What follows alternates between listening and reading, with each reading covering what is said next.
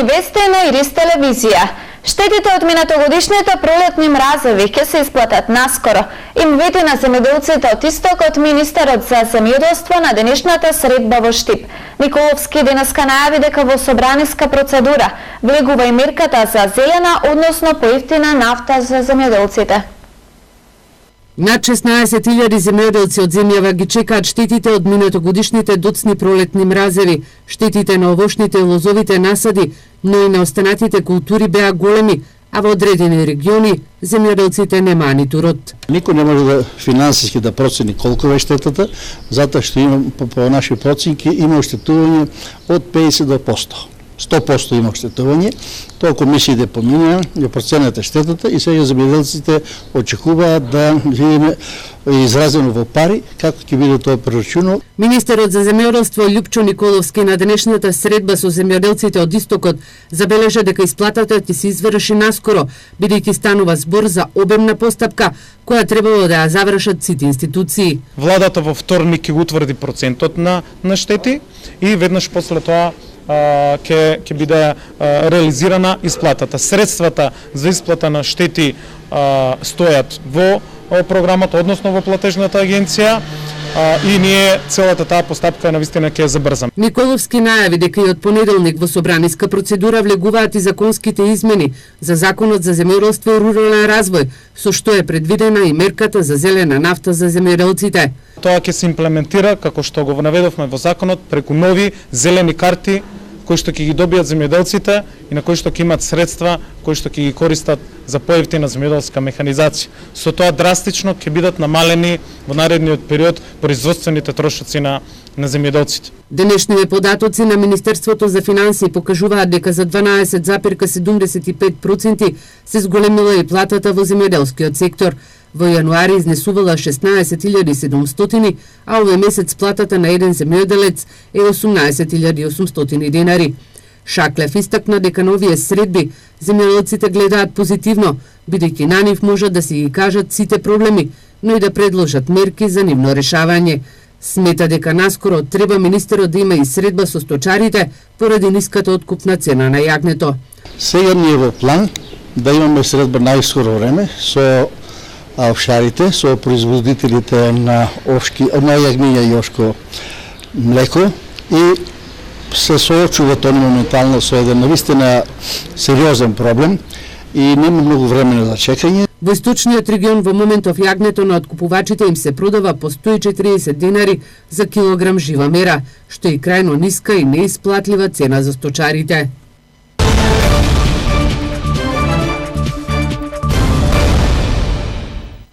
Министерството за внатрешни работи денеска со детали за вчерашната трагедија која се случи во Кочани, а во која едно лице го загуби животот. Во извештајот стои дека вчера, околу 17 часа од кај градската капела во Кочани, при истовар на мермерни плочи од континер, отоварно возило во кое биле 5 лица од засега непознати причини дошло до излегување на плочките, при што истите ги потиснале лицата, кои се наоѓале во внатрешноста на контейнерот. На лице место починал 47 годишниот Н.Ј. од Кочани, а со тешки телесни повреди се здобиле 3 лица: Б.Н. 27 годишен од Штип, З.А. 26 годишен од Кочани и М.Ј. 21 година од Крива Паланка, кои веднаш по незгодата се пренесени во ургентен центар Скопје, а 59 годишниот М.З. од Кочани е пренесен во медицинскиот центар во Кочани. Убит на лице место извршиле јавен обвинител и екипа од полициската станица Кочани. Со одобрение на јавен обвинител, телото на починатиот Н.Ј. е предадено на семејството.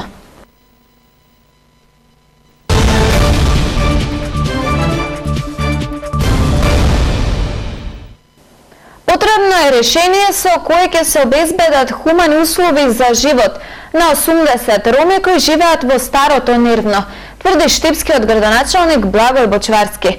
Според него, со подршка од централната власт и користењето на европските фондови, треба да се најде начин за изградба на мали објекти. Проблемот со 20-тината ромски семејства кои живеат во Старото Нервно одделение не се решава од денес за утре. Потребно е решение со кое ќе се обезбедат хумани услови за живот, тврди штипскиот градоначалник Благој Бочварски.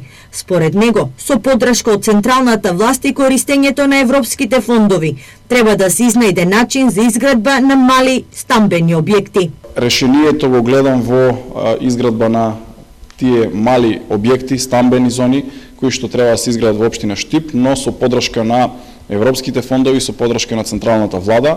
Ние како општина Штип овде можеме да излеземе во пресред со урбанизација на одреден дел од нашиот град, за носење на инфраструктура, потреби кои што би се јавиле за кога би се изградиле тие објекти, водовод, канализација, пристапен пат, осветлување. Бочварски открива за изградба на социјални станови наменети за најранливата категорија биле заинтересирани и приватни инвеститори. Имаме и неколку приватни инвеститори кои што се јавуваат и сакаат да преку невладини организации да изградат поголем стамбен објект со помали исто такви станови, кои што потоа тие кажуваат дека ќе сакаат да ги дадат на ваква категорија на граѓани, да им помогнат и на ромите, но и на сите останати веројатно кои што имаат таков проблем. Со обезбедување на основното екзистенционално прашање домувањето, со кое се соочуваат 80-тината роми, не само што ќе се реши нивниот проблем, туку ќе се реши и нехигиената, на која се повеќе се жалат штипјани кои живеат во овој дел од градот. Во Штип на вонредно собрание избран новиот председател на независниот синдикат на шумската полиција. Новиот председател е Никола Гаговски. Јас како новоизбран председател на шумска полиција и администрација на независниот синдикат сакам да најавам дека каде што застана претходната председателка, јас ќе продолжам и ќе водиме оваа битка кон нови победи, да се слушни за шумскиот полицаец, за неговите права, да добие тоа што го заслужува. Приоритет на решавање на проблемите и прашањата во шумската полиција, прво и основно се зголемување на плати, добивање на бенефиции на секој шумски полициски службеник и најзначајно е решавање на сите прашања со добивање и потпишување на колективен договор. Со потпишувањето на колективниот договор кој е веќе даден во Министерството за земјоделство, ние буквално и практично ќе решиме огромен дел од прашањата и од проблемите кои со години се влечат, а 20 години од формирањето на шумската полиција многу прашања во моментот висат и не биле решавани во изминатиот период од овие напоменати 20 години.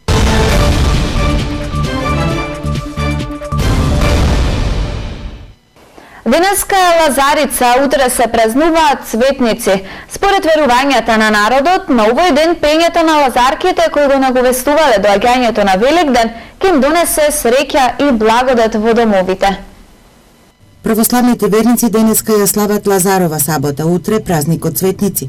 Двата празника во православниот свет се празнуваат една недела пред големиот христијански празник Великден, кога верниците го слават воскресението Христово. На Лазара Светата православна црква се спомнува на чудесното воскреснување на 4-дневниот упокоен Лазар, кој Исус го воскреснал од мртвите. Тој дошол на гробот и му рекол: Лазаре, излези.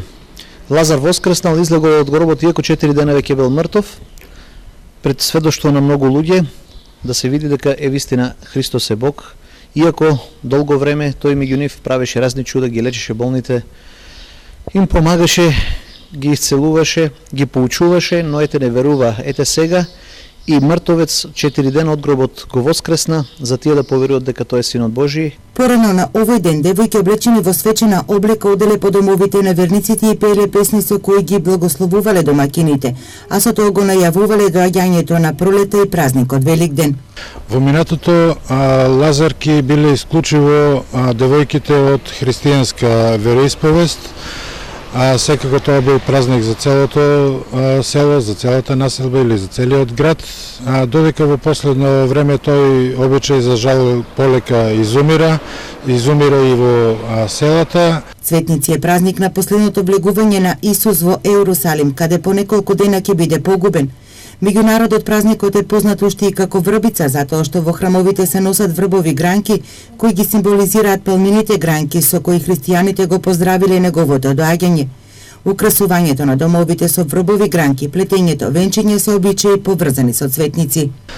Празникот Цветници, гледајќи според неговото име, е празник на цвеќето, се слави цвеќето, расцветувањето на природата, со тоа што младите девојки уште рано наутро берат цвеќиња.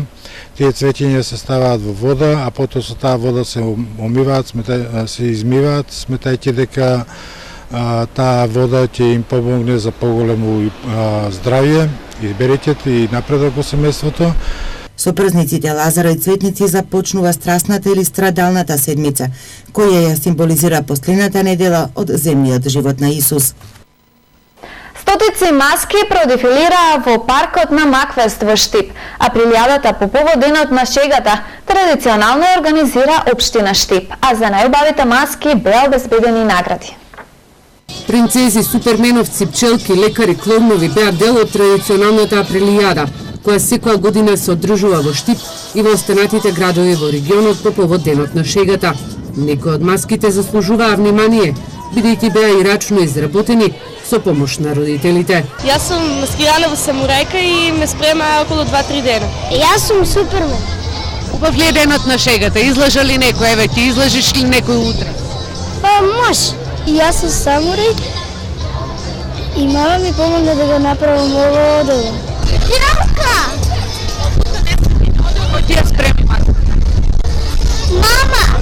Општина Штип поради дождот кој се најавува за утре 1 април, денеска ја организираше априлијадата, на која продефилираа стотици маски. Оваа година исто така ќе доделиме 10 награди од нашите спонзори Андре Компани и Чунга Лунга, односно ќе доделиме вкупно 10 награди за најубавите маски од страна на градоначалникот на општина Штип. Беше формирана трочелена комисија која што парадира помеѓу украсените маски и ќе ги избере најубавите награди. Носители на денешните активности по повод денот на шегата е Општинското основно училиште Димитар Влахов, а за прв пат се одржа и во паркот Макфест.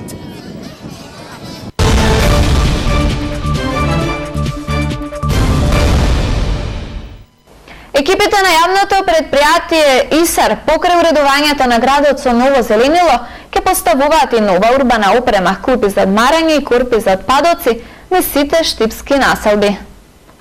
Јавното комунално предпријатие ИСАР пролетните активности ги насочува кон урбаното уредување во градот. Во тек е разубавањето на штипските населби со зеленило, но според планот исто така ќе се обновува и урбаната опрема.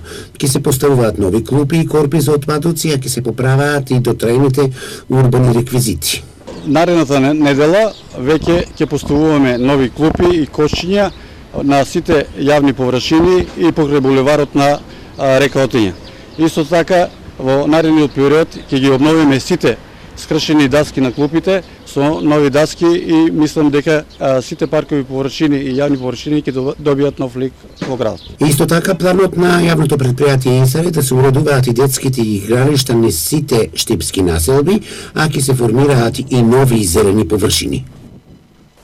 Во неделното интервју на Радио Слободна Европа, гостин е лидерот на ВМРО ДПМН е Христијан Мицковски, кој говори за актуелните политички случувања во земјава. Позиционирањето на партијата од кога тој ја раководи.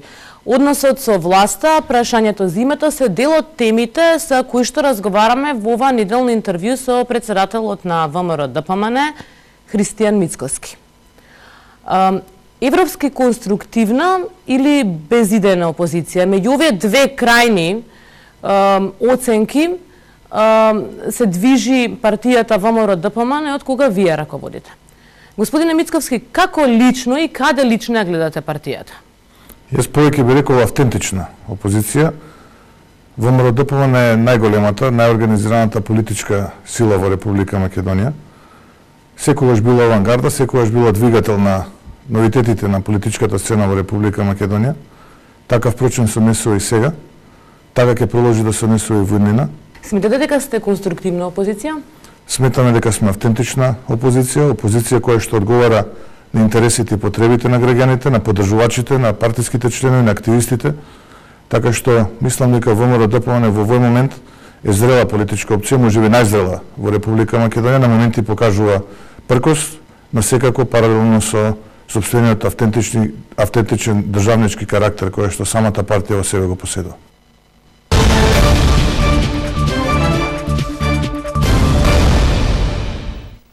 Фудбалерските третолигаши од групата Исток во недела ќе ги одиграат надпреварите од редовното 17-то коло. Екипата на Китго во Пехчево ќе се сретна со тимот на Брегалница Голак од Елчева. По еднонеделна пауза поради временските неприлики продолжуваат првенствените надпревари во рамките на третата фудбалска лига група Исток.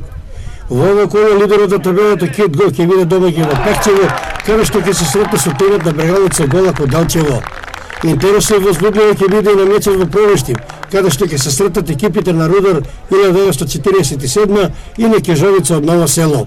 Еве ги комплетните двојки за ова 17-то коло. Китго Пехчево Брегалница Голак, Рудар 1947 Кежовица, Овчеполе Зрновка и Слуга 1934 Малеш. Сите надпревари ќе се одиграат во недела 1 април со почеток во 15 часот. Тоа беше се што ви подготвивме во овие саботни вести. Ви благодарам за вниманието и најплоден викенд.